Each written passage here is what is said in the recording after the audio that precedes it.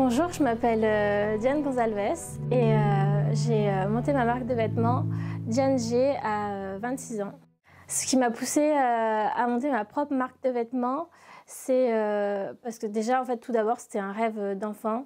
J'ai toujours rêvé de pouvoir avoir ma marque de vêtements et pouvoir habiller toutes les femmes pour qu'elles puissent se sentir belles.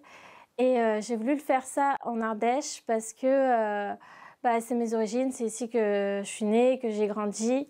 Et je ne me sentais pas de monter ma marque de vêtements en étant toute seule, loin de ma famille. Je savais qu'ici, au moins, je serais entourée et soutenue parce que se lancer dans l'entrepreneuriat, ce n'est pas forcément facile. Donc, c'est pour ça que j'ai voulu revenir aux sources. Les valeurs de mes créations, c'est déjà la qualité, la traçabilité aussi. Je dis sur mon site internet et aux personnes que je vois d'où provient le tissu. Je veux aussi qu'elles sachent toutes que c'est moi qui travaille sur toutes ces pièces, qui les développe, les imagine dans mon atelier ardéchois. Et puis aussi l'authenticité. Je veux qu'on ressente qui je suis à travers mes vêtements. L'ADN de la marque Diane G, c'est une marque féminine qui représente la force de la femme moderne, pour leur donner confiance en elles et leur faire ressortir leur beauté intérieure pour qu'elles croient plus en elles. Pour développer un modèle, je commence tout d'abord à dessiner des esquisses. Je vais aussi ensuite dans les salons parisiens pour faire une première sélection de tissus. Et une fois que j'ai reçu toutes les sélections que j'ai faites au salon, je regarde un peu les choix des couleurs qui me sont proposées et les matières qui pourraient correspondre le mieux au dessin que j'ai dessiné. Donc là, je fais ma sélection. Je développe ensuite les patronages que je fais moi-même en papier. Ensuite, je fais un prototype, en premier dans une petite taille, que je regarde si c'est bon. Une fois que ça c'est validé, je le refais dans une plus grande taille. Et quand celui-ci aussi est validé, mon modèle est fini. Donc le prototype est bon. Et à ce moment-là, je le fais dans le tissu final et après, je peux lancer la production. Mes inspirations viennent principalement de la nature et de tous les voyages que je fais. Et par exemple, l'inspiration de ma première collection printemps-été, donc la toute première collection que j'ai sortie pour ma marque Diane G, m'est venue un été au bord de la piscine où j'ai trouvé une pétale de rose séchée.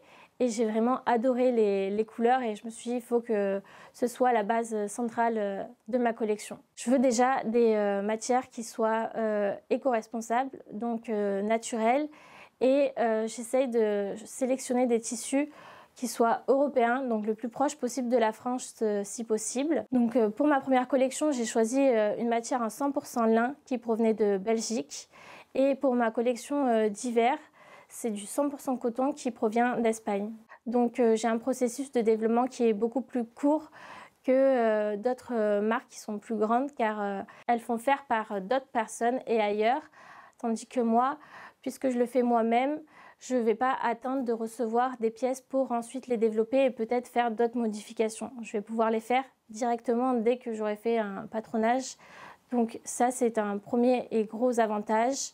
Ensuite, de le faire fabriquer, parce que ma production est fabriquée au Portugal. C'est un avantage parce que je suis portugaise, donc je peux aussi me déplacer facilement là-bas et communiquer avec eux dans leur langue.